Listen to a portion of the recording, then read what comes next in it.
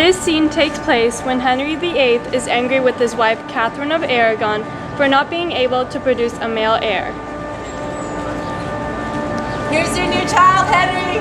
Not another girl. They're so useless and weak. They can't do anything right. I need a male heir to rule the throne. Henry enters the room to meet with Thomas Cromwell. Thomas, she did it again. She produced another female. I asked her for one thing and one thing alone, a son. Well, maybe it's because you married your brother's widow. I don't see what that would have anything to do with, though. Or maybe it's God's curse. Maybe it is. Henry, Yeah. your wife would like to meet with you right now. Okay. Dang, that definitely looks like a bae who could produce a male heir. Or nah. Henry becomes interested in Anne Boleyn and decides to pursue her.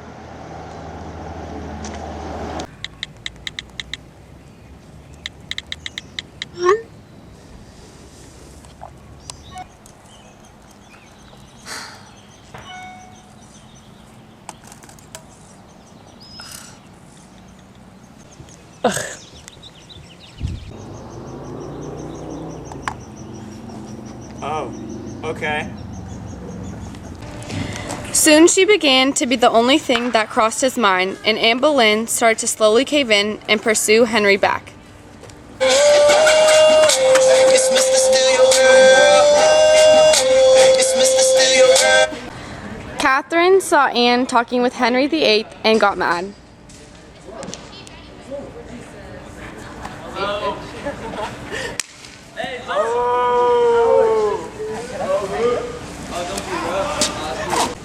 Henry VIII, wanting to divorce Catherine of Aragon, consults Thomas Cromwell about how to annul his marriage.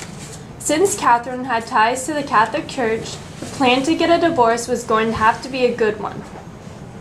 Sir Thomas Cromwell, I need a divorce from Catherine. I don't love her anymore, and she cannot give me an heir.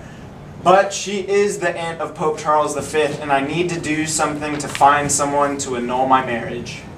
Well, the only choice you seem to have is to break from the Catholic Church in order to get your divorce.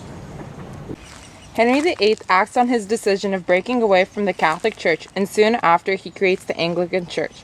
With the Act of Supremacy, he declared himself the head of the Anglican Church. After the separation, Henry was finally able to get a divorce from Catherine and marry Anne Boleyn. So, and we've been talking for a while, and you know, I just think it's time that, will you marry me? Oh my god! Yes! Henry VIII and Anne Boleyn's marriage.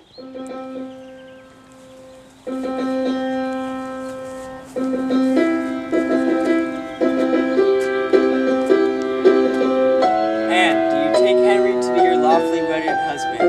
I do. And Henry, do you take Anne to be your lawfully wedded wife? I do. You may kiss the bride.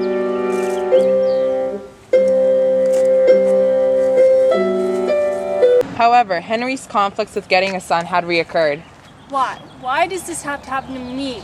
My fate lies upon my ability to give Henry a son, and yet another miscarriage? Will I have the same fate as Catherine?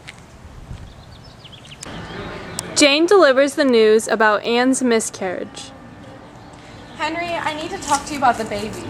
Is it a son? Yes, but Finally! Finally, I've been waiting all this time. I thought that slut Anne was no use to me anymore. After all this time, and she's finally delivered a male heir. no, Henry, stop. Your son is dead. I can't believe it.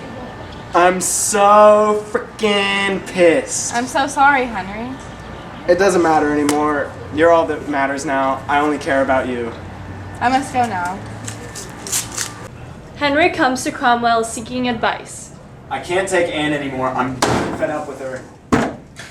Well, it's about time you got over that harlot. The whole kingdom hates her and her devious ways.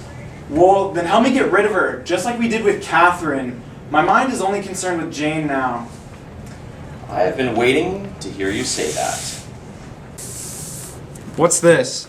Well, lucky for you, the members of the court and I have been creating a plot to eliminate Anne and allow you to wed Jane, if you sign this here and here. We will start an investigation with the charges of adultery and treason. Finally, I want her gone, and I want her gone now. Don't worry, she'll be dealt with very soon. Don't worry, she'll be dealt with very soon. And so, Cromwell's plan was then set into action. Soon Anne was arrested at Greenwich, where she was given her charges of adultery, incest, and plotting to murder Henry.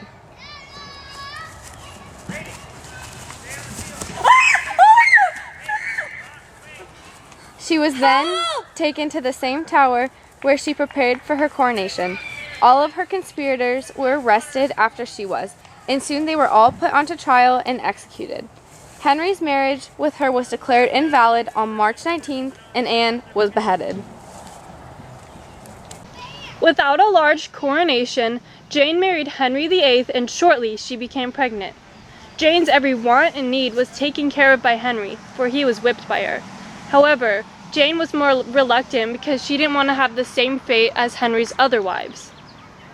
Honey, are you okay? Yeah, I'm fine. Don't worry about me. Are you sure? You've been carrying that baby for a while. I mean, do you just want to take a seat? No, really, I'm fine. Okay, just wait right here. What are you doing? I got you a pumpkin spice latte. Every white girl's dream. Well, thank you, but I mean, what did I do to deserve this great treatment? Well, you're my one true wife, and I really care about you, and I'll do anything for you. Really? Anything? Well then, how about get me a diamond necklace? Well, in fact, I'm actually 2 steps ahead of you on that one. In October, a prince was born at Hampton Court Palace and was christened on the 15th of October. The baby was named Edward. Jane didn't get to see her son grow up because she died just 12 days after his birth, and Henry was completely crushed. This isn't fair! You're the only wife that I actually loved, and nobody's even here to be with you except me. You're my one true wife, and all that can show it is this rock covering your tomb. I'm sorry that there's nothing that I can do. This is all my fault. Typical Henry, being the man who could get over his wives very quickly, started searching for another bride right after the death of Jane. Yeah, so I heard that this Anna Cleves was like really attractive. I haven't seen anything about her, but do you know anything about her? I just know her family's loaded. Sounds good. Without ever meeting, Henry and Anne of Cleves arranged their marriage because Henry was in need of alliances. Henry finally meets Anne of Cleves in person, only to be disappointed with her appearance. Henry believed Anne had looked like she had a horse face and was very unattracted to her. Yeah, so I married that Anna Cleves, but I still don't know what she looks like. I mean, I'm still kind of waiting, you know? Oh my gosh, Henry! Oh my gosh, I'm so happy! Wait, so who are you? Oh, I'm Anna Cleese. I'm your new bride. Oh. I'm so excited to be your new bride. Like, we are gonna be the couple. We'll be perfect. It'll be the best marriage you'll ever have. I'm like amazing. That's great. Yeah, well, I have to go, but I can't wait till you're married.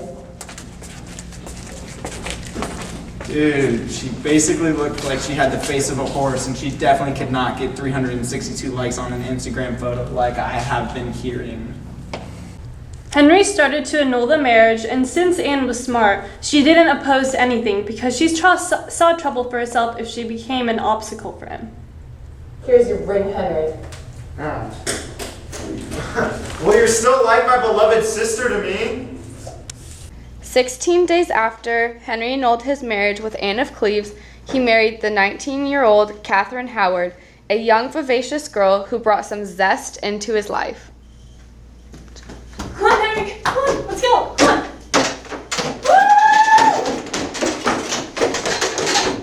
What are you doing? Come on!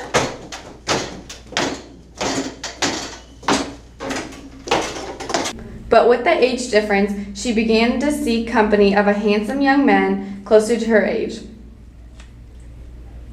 But rumors of indefinitely began to grow, and by November of 1541, enough evidence was gathered proving to Henry of Catherine's misconduct. Henry was forced to believe these accusations, and soon she followed the same fate as her cousin and was executed on the tower. After the execution, Henry had found another woman who ended up being his distant cousin, Catherine Parr. I can't believe that I get to be the first one to be the Queen of England and the Queen of Ireland. But I've had many husbands before. Does that matter to you? No, that doesn't matter to me at all. In fact, you're my 6th wife. Henry VIII's and Catherine of Parr's marriage was lifeless but successful. Catherine was able to connect with all of Henry's kids and was able to influence them and help them become powerful monarchs. Catherine also was able to help Henry out with the Third Succession Act. Sadly, Henry was dying and now lays saying his final words with Catherine. I have received the one thing that I have asked for, a son, and that it makes me sad to know that Edward will not live long enough to be able to see his kids grow old. But I am happy that you were able to persuade me to allow Elizabeth and Mary to succeed me after my death. Henry, I'm so glad I got to serve you, my king. And I am grateful for that. Just may I ask you one last thing before I die? Of course. What is it? May you bury me next to Jane. No offense, but she was the best wife out of all 6 of you. And finally, Henry VIII dies with his wish granted to him. He had an heir to the throne, but will his predictions about his son come true? And what shall then happen to the Tudor dynasty? But that is another story.